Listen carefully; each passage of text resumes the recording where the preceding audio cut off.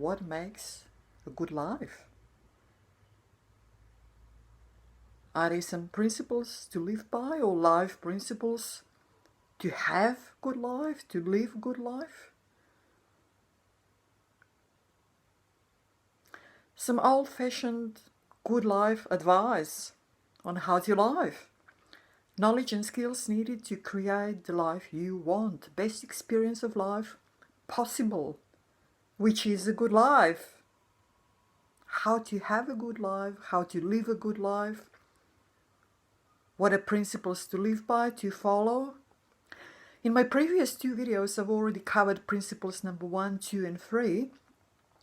And today I want to spend a bit more time on principle number 3, which is define yourself as non-physical. I think that this is a very, very important principle, and it's good that we really understand it, that it sort of sinks into us, that we don't just like, oh yeah, I get it, but really live it, really experience it on a level of the heart where it should be experienced. So I just want to paint a little bit of a broader picture of the way people explain to themselves who they are, what their life is, what is. Roughly, very roughly, we can say that they maybe fall into 4 different categories. One would be people who are part of some organized religion. They sort of see this life as something that's necessary, some sort of a necessary evil or not an evil, or something that has to be lived through. And they feel that they're at the mercy of this sort of an entity. There is somewhere out there, somewhere in the clouds or in the heaven or wherever that is, that rules over their life. And they're trying to strike some sort of a contract with this entity, so that if they obey what this entity says, what they need to do, if they live a life that is pleasing this sort of an entity, then they have some chance for their life to be better. And then maybe, if they do really well by this God outside of them, maybe after they die, they can go up there and be somewhere close to this God, experience some good things and more good things in the afterlife. And because these people do not have a direct experience of God, they rely on some sort of intermediary, which is, of course, the religious organizations, the institutions, the organized religion. So they follow their word, what they say, that the God says, and so on and so on. So this is one way of doing it, one way of understanding life and yourself. There is, of course, another way where you sort of understand life as what you can feel and see and touch, and what you can measure. Everything that you can measure, that is, and nothing that you can't measure actually exists. This is another type of experience where nothing that cannot be measured and cannot be experienced through the 5 senses exists.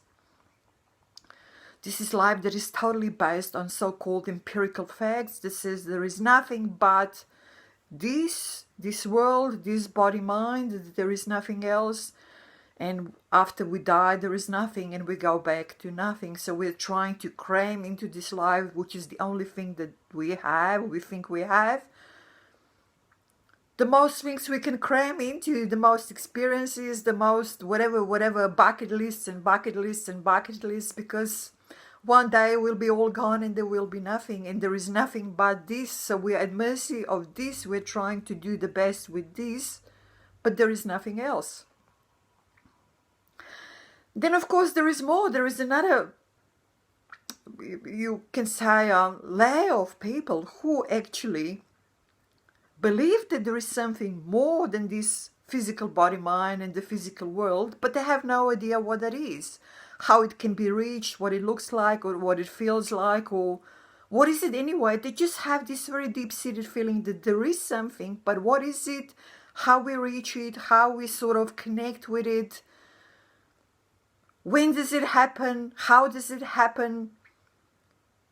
There must be something more to this life than this apparent world and this apparent body-mind, but what is it? No idea.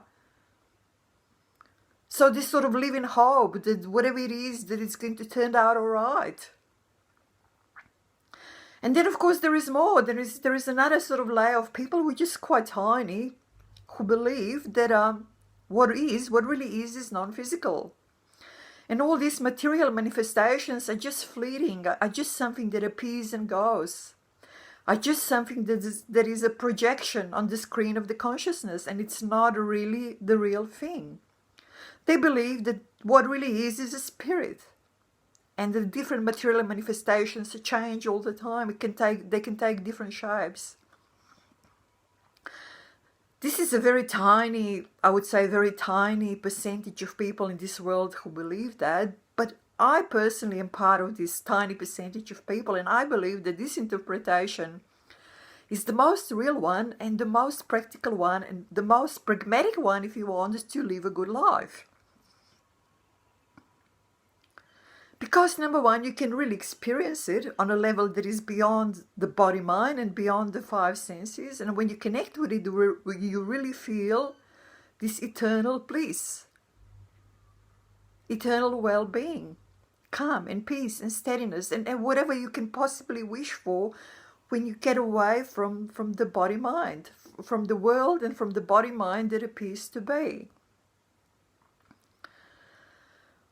All these beliefs and different ways of looking at life, looking at ourselves, what is, what isn't, as old as humankind, because always we are trying to come to terms with this eternal question: what is, and who are we, what is life?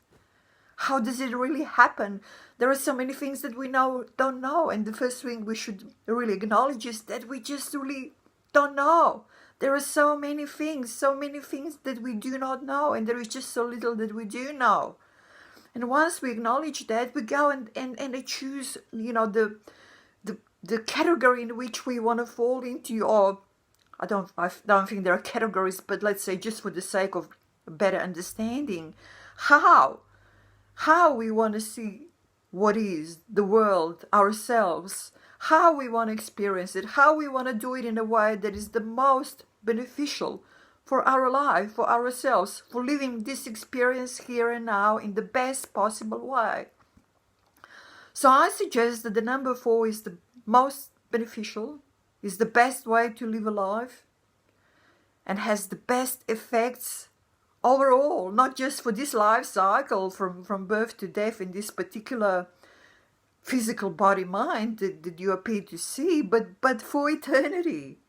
You have, once you resolve this question, once you connect and experience your real self in what really is, as a non-physical, as a spirit, as whatever you want to call it, as a consciousness that is everywhere, all these questions, all these doubts, and all this grappling with all these everyday ups and downs of the mind as a yo-yo will disappear, and they will never ever come back.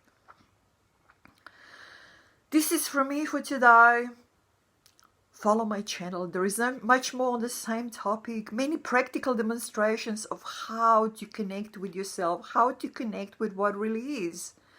And as always, I suggest under the videos a lot of other people who have great YouTube videos and channels that lead you and guide you in the same direction. If you like my channel, if you like spending some time with me, which I do like myself, you can support me by the means stated under each video. Up to you. But the most important thing is that you give all this a good thought, that you spend some time with all this, that you spend some time in silence, and that you resolve once for all this basic question of who you are, what the world is and what isn't. It is so close, and it is so simple. We just need to open up to it. That's me for today. Take care. Bye-bye.